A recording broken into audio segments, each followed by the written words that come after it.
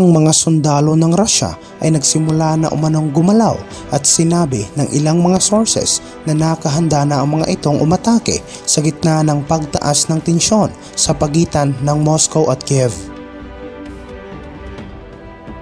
Noong mga nakaraang linggo, iniulat na umabot na umano sa isang mataas na level ang tensyon sa pagitan ng Russia at Ukraine.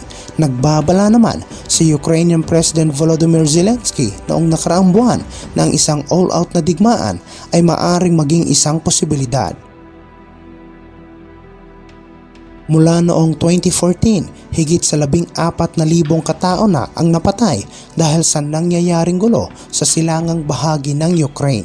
Samantala, sinabi ng isang opisyal ng Estados Unidos ng mga sundalo ng Russian military ay kumilos na umano mula sa kanilang assembly area. Ang ilang mga long-range artillery at rocket launchers ay inilipat na rin umano sa kanilang mga firing positions. Sinabi ng opisyal na nakita nila ang mga paggalaw ng mga Russian troops mula sa mga nakuhang satellite images.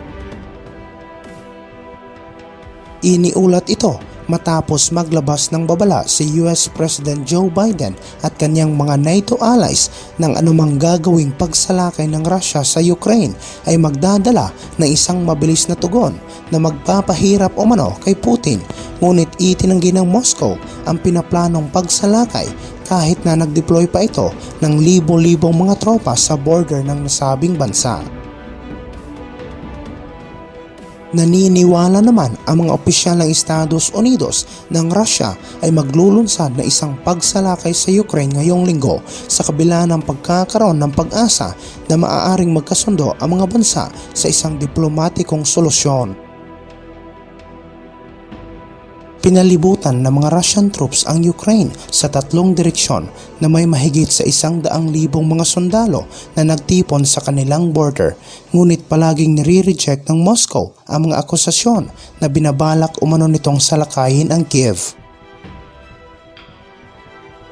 Si Dr. Paul Flenley na isang senior lecturer sa politika sa University of Portsmouth at isang dalubhasa sa foreign policy ng Russia ay nagsabi sa media na mga consequences ng anumang gagawing pagsalakay ay napakalaki.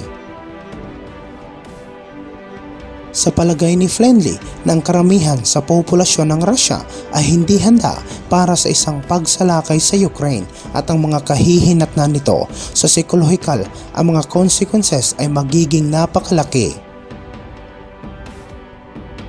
Sinabi rin niya na an invasion of Ukraine and taking Kiev would just be a disaster for all that ideology that Putin has. Pagkatapos ng ikalawang digmaang pandaigdig, ang kanlurang bahagi ng Ukraine ay sumanib sa Ukrainian Soviet Socialist Republic na naging dahilan upang maging bahagi ang buong bansa sa Soviet Union. Nabawi nito ang kanilang kalayaan noong 1991 matapos mag-collapse ang Soviet Union. Samantala sa ibang kaganapan naman, muli umanong tumindi ang tensyon sa pagitan ng Estados Unidos at China matapos bumisita ang isang US Navy submarine sa isang Pacific base na may kargang dose-dose ng mga nuclear warheads noong nakaraang linggo at sinabi ng US Navy na isa umano itong malakas na mensahe para sa kanilang mga kaalyado. Ang USS Nevada, isa sa pinakamakapangyarihang sandata sa arsenal ng US Navy na may kakayahan umanong magdala ng hanggang 20 ballistic missiles at mga nuclear warheads ay naglayag sa Guam. Ang pagbisita ng isang ballistic missile submarine ay ang kauna-unahang pagkakataon sa Pacific Island na teritoryo ng Estados Unidos mula noong 2016 at ang pangalawang naiulat na pagbisita sa mahigit 4 na dekada ayon sa CNN. Sa isang pahayag, sinabi ng US Navy ng pagbisita ay magpapalakas ng kooperasyon sa pagitan ng Estados Unidos at mga kaalyado nito sa rehiyon at ipinapakita rin ito ang capability, flexibility, readiness at patuloy na commitment ng Washington sa seguridad at estabilidad ng Indo-Pacific region.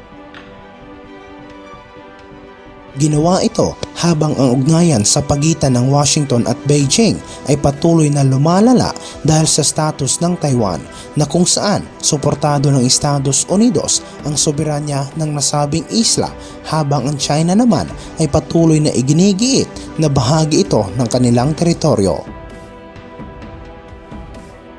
Naging source ng tensyon ang Taiwan para sa China mula nang magkaroon ng independence ang isla noong 1949 nang itatag ang isang hiwalay na gobyerno kasunod ng nangyaring civil war sa mainland.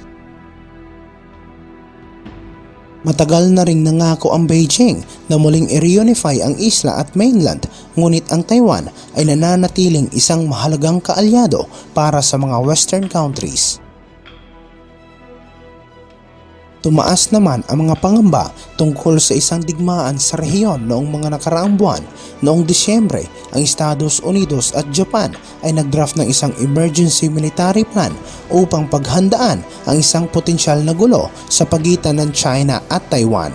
Nagbabala rin ang Pentagon dahil maaari umanong naghahanda na ang China na salakayin ang isla. Samantala, isang Chinese nuclear-powered submarine naman ang namataan sa Taiwan Strait noong nakaraang buwan at nagdulot umano ito ng pangamba dahil maaari umanong naghahanda na ang Beijing para sa isang digmaan sa rehiyon. Sinabi ng China na gagawa ito ng mga agresibong hakbang upang mapanatili ang pagkokontrol nito sa Taiwan sa kabila ng pangako ni President Joe Biden na poprotektahan niya ang isla mula sa pagsalakay ng Chinese military.